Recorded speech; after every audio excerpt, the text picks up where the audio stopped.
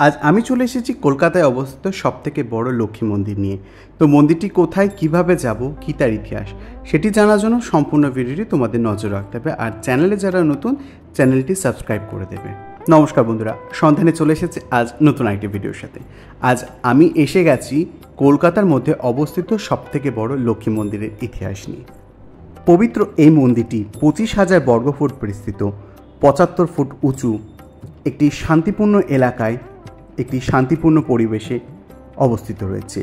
মন্দিরের নকশা এবং শৈলী উত্তর ভারতের প্রাচীন স্থাপত্য শৈলী দ্বারা অনুপ্রাণিত হয়েছে, যার জন্য এই মন্দিরটি এক অপূর্ব সুন্দর হয়ে দাঁড়িয়েছে ভক্তদের মাঝে। এই মন্দিরের অভ্যন্তরের প্রধান দেবী হলেন মা লক্ষ্মী, তাই এই নামকরণ করা হয়েছে এই মন্দিরের মহালক্ষ্মী মন্দির। ভগবান গণেশ এবং ভগবান বজরংবলীও এই মন্দিরে মা লক্ষ্মীর পাশাপাশি রয়েছেন। ভগবান গণেশ, যিনি এই মন্দিরে মঙ্গল মূর্তি নামে পরিচিত রয়েছেন, এবং বজরংবলী, যিনি ভক্তির প্রতিনিধিত্ব করছেন। মাত্র 20 মাসের রেকর্ডে নির্মিত মহালক্ষ্মী মন্দিরের সামগ্রিক স্থাপত্য নকশাটি শহরের বিখ্যাত স্থপতি মেসার্স স্যানন এবং সেনের দ্বারা তৈরি। ভারতের অন্যতম বিখ্যাত মন্দির স্থপতি সুভাষ গোবিন্দ ভোতাই এটির বিস্তারিত বর্ণনা দিয়েছেন। তিনি ভারত এবং বিদেশের মোট 125টিরও বেশি মন্দিরের নকশা তৈরি করেছেন। তবে কলকাতায় অবস্থিত এই শ্রী মহালক্ষ্মী মন্দিরের এটি একটি সমৃদ্ধ ঐতিহাসিক উত্তরাধিকার রয়েছে, যা 20 শতাব্দীর গোড়া থেকেই ফিরে যায়।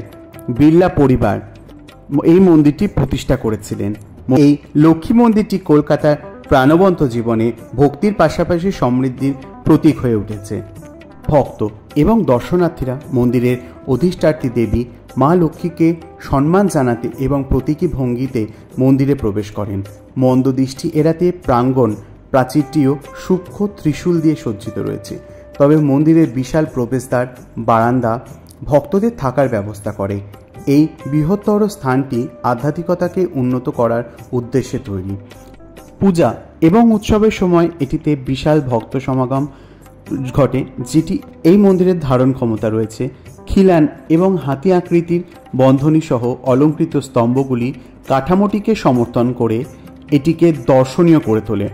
জয়সালমীরের পাথর ব্যবহার করে অত্যন্ত দক্ষ কারিগর দ্বারা আধা মূল্যবান পাথরের কাজ দিয়ে মেঝেটি অলঙ্কৃত এবং সজ্জিত করা হয়েছে। মন্দিরের ভেতরে বয়স্ক বা অসুস্থ ভক্তদের জন্য একটি লিফট রয়েছে। ক্ষণস্থায়ী স্থানটি গণেশজি এবং হনুমানজির উপস্থিতি বাড়িয়ে তোলে। তারা একটি পদ্ম আকৃতির সাদা মার্বেলের প্ল্যাটফর্মের ওপরে বসে রয়েছেন।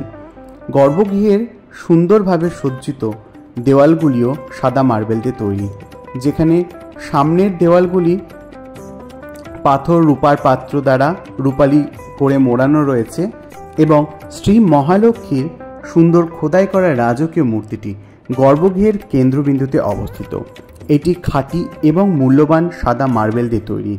তিনি একটি সূক্ষ্মভাবে খোদাই করা একটি অপূর্ব পদ্ম ফুলের উপর দাঁড়িয়ে আছেন, যা দর্শকদের সম্পদের পাশাপাশি সমৃদ্ধিতে আশীর্বাদ করে থাকেন। মন্দিরটি প্রতিদিন ভোর 5টা থেকে সকাল 11:30 এবং বিকেল 4টে থেকে রাত্রি 9টা পর্যন্ত খোলা থাকে। এই মন্দিরটি কলকাতার ডায়মন্ড হারবার রোডের অর্থাৎ খিদিরপুর এলাকায় অবস্থিত। খিদিরপুর সেন্ট থমাস স্কুলের পাশেই এই মন্দিরটি অবস্থিত।